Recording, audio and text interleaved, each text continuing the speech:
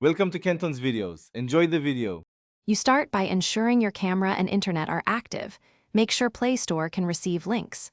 Open either the Google Play app or a QR scanner that opens web links. This saves time.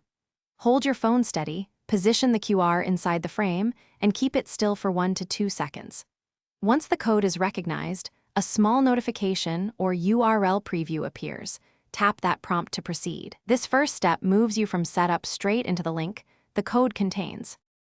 Once done, tap the detected URL so it opens either in your browser or directly in Google Play. This is the crucial transition. If the QR opened a web page, make sure to select the option that opens the Play Store app. This preserves install flow and safety checks. You will then see the app listing. Check the app name, developer, star rating, and requested permissions. Take a moment to confirm these details to avoid imposters. Then press Install when you are confident. You finish by tapping Install and observing the download progress. Once complete, open the app and follow any setup prompts. If the QR code fails to scan, try cleaning the lens, move to better light, or retake the shot at a slightly different angle, then rescan.